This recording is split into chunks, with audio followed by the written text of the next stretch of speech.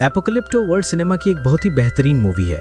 तो मूवी शुरू होती है और हमें एक कबीलों के पिताजी, जो इस कबीले के सरदार भी हैं, जिन्होंने उसे कहा था कि मैंने भी खाए हैं, वो पीछे से आते हैं और उनकी लड़ाई छुड़वा देते हैं और उसको अपने साथ साइड में ले जाकर कहते हैं कि तुम्हें और स्ट्रांग बनना पड़ेगा, तुम बार बार मजाक का पात्र क्यों, ऐसा हो सकता है? सरदार कहते हैं हाँ ऐसा हो तो सकता है, लेकिन एक बात का ध्यान रहे कि जो दवा मैं तुम्हें दे रहा हूँ ये बहुत ही स्ट्रांग है। वो कहता है कि प्लीज मुझे ये दवा दे दो, मैं किसी भी तरह से बाप बनना चाहता हूँ और इन सब का मुंह बंद करना चाहता हूँ। सरदार कुछ पत्ते निकालता है और उसे देता है। वो उसे खाने ही वाला होता है, लेकिन सरदार उसे रोकते हुए कहता है इसे खाओ मत, बल्कि जब तुम संभोग करोगे उससे पहले इसे अपने लिंग में लगा लेना, लेकिन खाना मत। और तभी हमारे हीरो को एहसास होता है कि उसके पीछे झाड़ियों में कोई है। वो खड़ा होकर उस तरफ देखने लगता है और उनसे पूछता है कि तुम्हें क्या चाहिए। वहां झाड़ियों से कुछ आदिवासी निकलते हैं और इनके सामने 4 बड़ी बड़ी मछलियां रख देते हैं। वो कहते हैं कि हम यहाँ से गुजरना चाहते हैं, बदले में ये भी अपने शिकार का एक टुकड़ा जो इन्होंने अभी अभी किया होता है उन्हें देते हुए यहाँ से गुजरने की परमिशन दे देते हैं। और अगले ही पल झाड़ियों के पीछे से बहुत सारे आदिवासी निकलते हैं और ये सब के सब वहां से जाने लगते हैं। हीरो देखता है कि इनमें से बहुत सारे लोग घायल होते हैं। वो इनसे पूछता है कि हुआ क्या था। उनमें से एक आदिवासी बोलता है कि हमारा कबीला तबाह हो गया और अब हम एक नई शुरुआत के लिए जा रहे हैं।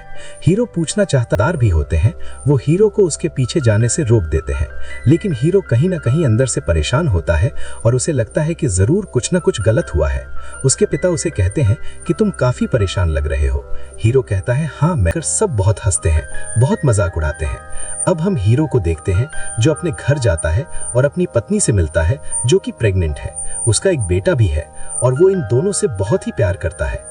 इसके बाद ये दिखाते हैं कि कबीले में सब नाच रहे होते हैं, गा रहे होते हैं, लेकिन हीरो कहीं ना कहीं खोया होता है, क्योंकि आज सुबह उसने दूसरे कबीले की जो हालत देखी थी उसे कहीं ना कहीं उसके दिल में एक डर बैठ गया है।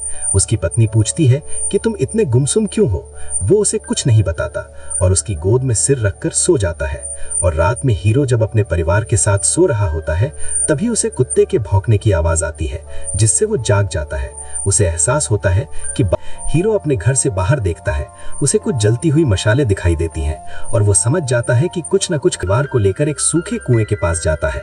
और वो अपने बेटे और अपनी पत्नी जो कि प्रेग्नेंट होती है उसे रस्सी के सहारे धीरे धीरे कुएं में छोड़ना शुरू करता है। और जब वो नीचे जा ही रहे होते हैं तभी उन हमलावरों में से एक आदिवासी हीरो को देख लेता है और वो भाई है, पर वो अपनी पत्नी से कहता है कि मैं वादा कर मिलते हैं जो सुबह इन्हें मिले थे, जिन्होंने इन्हें मछलियां दी थी, जो यहाँ से किसी दूसरी जगह पर अपने नदियों को पार करना पड़ता है, ऊंचे ऊंचे पहाड़ों के सकरे रास्तों से गुजरना पड़ता है। और फिर एक लंबे सफर के बाद ये खूंखार आदिवासी उस जगह पर पहुंच जाते हैं जहां से ये बिलोंग करते हैं। और जब ये अपनी सरहद के बाहर ही होते हैं तब हमें बहुत सारी डेड बॉडीज पड़ी हुई दिखाई देती हैं, जिन्हें देखकर साफ साफ समझ में आ रहा था कि ये वो लोग हैं जिन्हें किसी तरह की कोई बीमारी हुई है जो छूने से फैलती है। यहाँ पर एक बच्ची भी होती है जो जिंदा होती है और वो इन खूंखार आदिवासियों के साथ आना चाहती है, लेकिन ये लोग उसे नहीं आने देते। और वो इन खूंखार आदिवासियों को जो इसी जगह से बिलोंग करते हैं उन्हें कहती है कि बहुत जल्द पवित्र समय आने वाला है जब दिन में अंधेरा छा जाएगा, और एक आती है और उन्हें बेच दिया जाता है और बचे हुए आदमियों को यहाँ से आगे ले जाया जाता है जहाँ पर बहुत भीड़ होती है। ये एक तरह का मंदिर होता है। हमारे हीरो को जो तीर लगा हुआ था उसने उसकी नोक तोड़ ली थी और वो सरदार के गले को चीर देता है, जिससे सरदार के बेटे की मौत हो जाती है। और हीरो यहाँ से झाड़ियों में भाग जाता है और वो घायल भी होता है और भागते भागते गिरे हुए पेड़ के ऊपर जो ऊपर की तरफ जा रहा होता है उस पर चढ़ जाता है और छुप जाता है। दूसरी तरफ कबीले के सरदार का बेटा मर चुका होता है, जिससे वो पूरी तरह से बौखला जाता है और अब वो किसी भी तरह से हीरो को खत्म करना चाहता है। वहीं जिस पेड़ पर हीरो होता है वो देखता है कि वहां पर एक जैगुआर का बच्चा होता है और तभी उसकी माँ भी वहां पर आ जाती है और जैगुआर हीरो पर हमला कर देती है जाता है। और वो सरदार के साथ एक आदमी होता है, वो कहता है कि हमें इसके पीछे नहीं जाना चाहिए, हमें वापस चले जाना चाहिए। उसके पीछे आ रहे होते हैं। उन तीनों में से 2 आदिवासी कुएं पर रुक जाते हैं क्योंकि वो देखना चाहते हैं कि कुएं के अंदर कौन है। वो उसके बीवी और बच्चों को देख लेते हैं और कबीले का सरदार जो कि सबसे ज्यादा खूंखार है वो हीरो के पीछे भाग रहा होता है। और हीरो भागते भागते अचानक एक जगह रुक जाता है। हीरो ने उसके बेटे को मारा था, इसलिए वो उसे दूर से ही तीर मारता है जो कि उसके दिल के थोड़ा सा ऊपर लगता है। हीरो अब जख्मी हो जाता है, लेकिन फिर भी वो खड़ा होकर कबीले के सरदार को चैलेंज करता है। कबीले का सरदार अपना तीर कमान नीचे फेंक देता है और चाकू निकालता है और हीरो की तरफ भागना शुरू कर देता है, और तभी उसका पैर किसी चीज से टकराता है। दरअसल ये वही फंदा होता है जो हीरो और उसके कबीले वाले जानवरों को मारने के लिए लगाते हैं।